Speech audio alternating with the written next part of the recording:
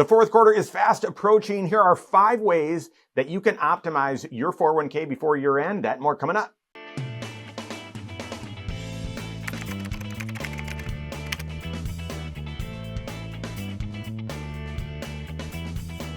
Your 401k is likely your greatest wealth building tool. I know a lot of people say that your house is your greatest asset, your biggest assets.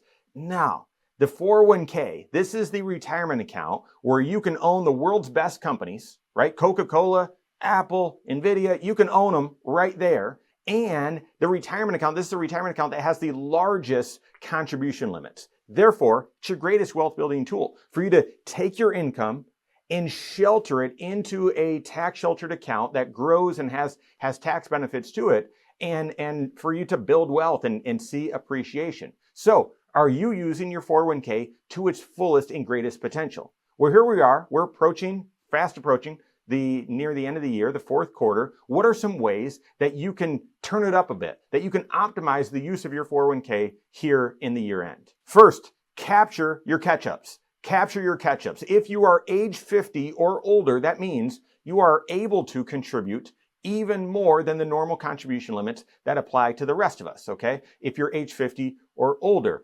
Right now, everyone gets to contribute up to 100% of what they earn through that employer, with that employer, but up to a certain annual limit, $23,500. So if you're working part-time and only making 15 grand, and maybe you have other resources elsewhere that you can live off of, you can contribute the full 15 grand to your 401k.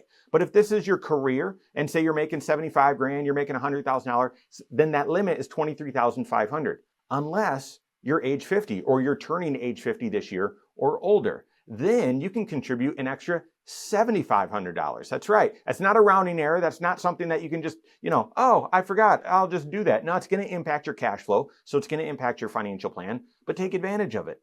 Capture those catch-ups. This fourth quarter, this is when you take a look and say, well, how's my cash flow doing? What am I on pace to contribute? Could I contribute even more? And you want to make sure that you're capturing those. The other thing, 2025, this year, this is the first year we're getting to use the new super catch-up contribution. If you're age 60, 61, 62, or 63, just those few years, you can actually do an even bigger catch-up contribution, not the $7,500. You can do an extra $11,250. So if you're in that pocket of time, that age band, you want to take advantage of this. Now, if you're just assuming, yeah, okay, I'll increase my contribution, pay careful attention.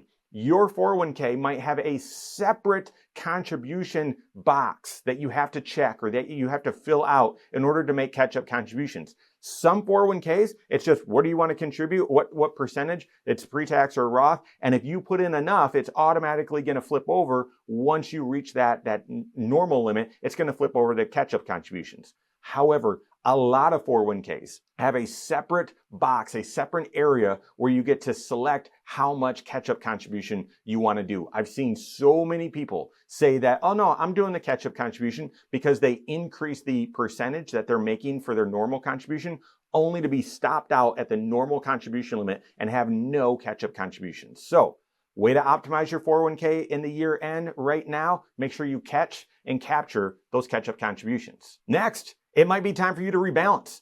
Do you need to rebalance your investment mix and snap it back to that original recipe? Take a look here. These are the average monthly returns of the S&P 500. And here, when I'm recording this and we're posting this video, it's the beginning of September. If you take a look here, September on average has been the weakest performing month throughout history. You could look at that and say, no, this is the best month to invest. That's the way I would look at it. But this is not the month where you probably want to be taking more risk than you should. So if your weight's a little ahead of your toes here, a little ahead of your skis, reset, rebalance your 401k back to that original recipe to ensure that you're taking the right level of risk. And pro tip, by the way, once you do that, set up an automated rebalance schedule to do that every quarter, every 6 months, or once a year, so that it's on autopilot. You don't need to remember to do it manually. Third, consider shifting to Roth. Right now, we've got enough of the year behind us where you can take a look and say, yeah, my tax picture's turning out the way that I expected, or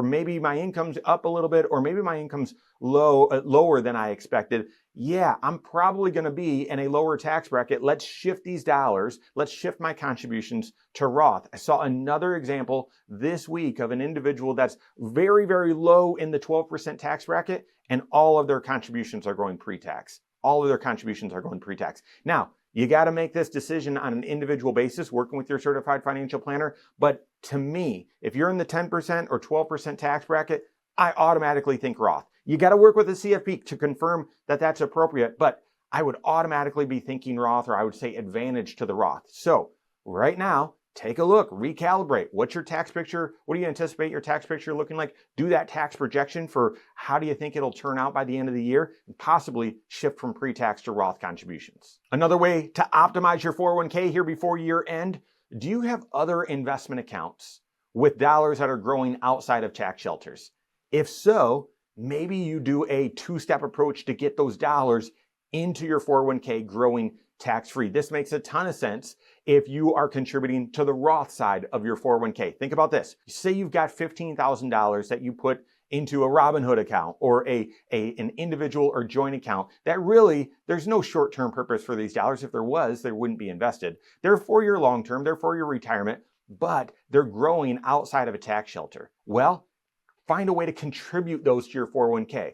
But I thought 401k contributions needed to only come out of your paycheck. They do. So increase your contribution limit, or increase your contributions out of your paycheck. That will reduce your take home. And for the amount that you've increased your contribution to your 401k, pull that amount out and supplement it from that non-IRA, that non-tax sheltered retirement account. This is a two-step way of basically shifting dollars from a non-tax sheltered account into your 401k or into the Roth side of your 401k. Ideally, maybe you can even pick the exact same investments that you had over here, picking them in your 401k, except now they're going to grow in a tax efficient way. And then finally, the fifth idea to consider to help you maximize or optimize your 401k before year end, consider the mega backdoor Roth. Consider the mega backdoor Roth. Now, create a lot of content on this. This is an advanced financial planning strategy where if your 401k allows not just pre-tax contributions and Roth contributions,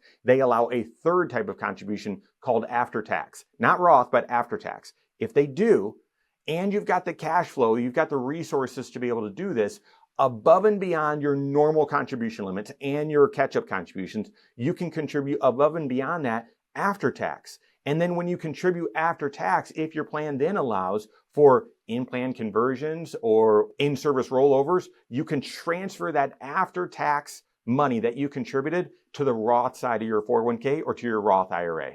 This is a way for you to get a lot of extra money on an annual basis into the Roth side of your wealth, into that side where it's growing tax-free for your financial future. Again, likely you're not starting out of the gate in the first quarter considering these sorts of options. It's now here in the fourth quarter where you've maxed out or you're getting close to maxing out your 401k and you're exploring, should I be doing, can I do a mega backdoor Roth? Work with your certified financial planner on that. Truthfully, work with your CFP on all of these strategies and the proactive tax planning work and financial planning work that your CFP that's doing comprehensive financial planning does. If you don't have a CFP on your team, you can contact one on my team. Find us online, Korhorn.com. That's Korhorn with KWise20show.com. You can find us there as well, or send us an email, info@korhorn.com. All right, there you have it. Go out and take your next wise step in your financial life.